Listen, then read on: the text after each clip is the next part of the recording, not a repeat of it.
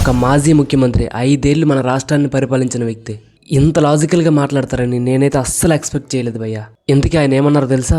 అమరావతి రాజధాని అని రాజ్యాంగంలో ఎక్కడా లేదంట. వరే వా, ఏం లాజిక్ సార్ ఇది. అసలు ఈ మాట వినగానే నాకైతే రక్తం మరిగిపోయింది భయ్యా. ఎందుకు మరిగిందో చెప్తా. ఎందుకు ఆయన అన్నమాట ఏపీ ప్రజల్ని అవమానించడమే అవుతుందో ఈ వీడియోలో పాయింట్ టు పాయింట్ చెప్తాను. మీరు చేసేదాన్ని ఈ వీడియోని స్కిప్ చేయకుండా లాస్ట్ వరకు చూడండి.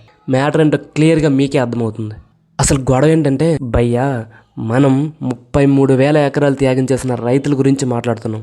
మన ఆంధ్రప్రదేశ్ కూడా ఒక ప్రపంచ స్థాయి నగరం అవ్వాలని కలలు కంటున్నాం. కానీ ఆ లీడర్ మాత్రం రాజ్యాంగంలో అమరావతి పేరు లేదు కాబట్టి నా ఇష్టం వచ్చినట్లు దాన్ని మార్చేయచ్చు అనే కలర్ ఇస్తున్నారు భయ్యా. దీనికైతే నా దగ్గర ఒకటే సమాధానం ఉంది.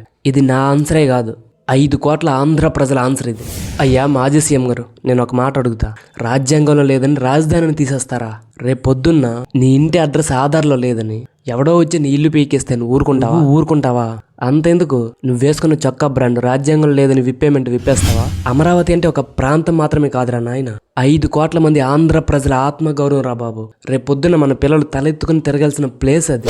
ఆ మాత్రం బేసిక్ సెన్స్ అర్థం కాని వాడికి అసెంబ్లీ ఎందుకు రా బాబు, రాజకీయాలు భయ్యా. అసలు రాజ్యాంగం అంటే ఏంటి? రాజ్యాంగం అనేది మన దేశం ఎలా నడవాలో చెప్పే ఒక రూల్ బుక్ లాంటిది. అంతేకాని ఏ వీధిలో ఏ ఆఫీసులో ఉండాలి, ఏ ఊర్లో ఏ బిల్డింగ్లో ఉండాలి అని రాసే రియల్ ఎస్టేట్ బ్రోచర్ కాదు అది. అంబేద్కర్ గారు రాజ్యాంగాన్ని రాసింది ప్రజలందరికీ న్యాయం జరుగుతుందని, అంతేగాని ఇలాంటి సిల్లి సాకులు చెప్పి కట్టిన రాజధాని నాశనం చేస్తారని కాదు. మనకు 10 ఏళ్ళు హైదరాబాదే ఉమ్మడి రాజధాని అని చెప్పి చట్టంలో ఉంది. కానీ మనకంటూ ఒక సొంత ఇల్లు ఉండాలని చెప్పేసి కట్టుకుంటున్నాం. దాన్ని పీకేస్తా అంటే మూర్ఖత్వం తప్ప మరొకటి కాదు. చూడు బస్సు, అది కనిపిస్తుంది కానీ రాయి కాదు, నిలబడుతుంది కానీ మనిషి కాదు. అది లేకపోతే రాష్ట్రానికి తలకాయ లేనట్లే. అదేంటో నీకు తెలిస్తే కామెంట్లో చెప్పు. అటువంటి తలకాయ నరికేస్తా అంటే ఈ రాష్ట్రం ఒప్పుకుంటుందా? అస్సలు ఒప్పుకోదు. ఈ యువత అంతకంటే ఒప్పుకోదు. అధికారం పోయినా ఇంకా బుద్ధి రాలేదంటే రేపు పొద్దున్న ప్రజలిచ్చే తీర్పు ఎలా ఉంటుందో తెలుసా?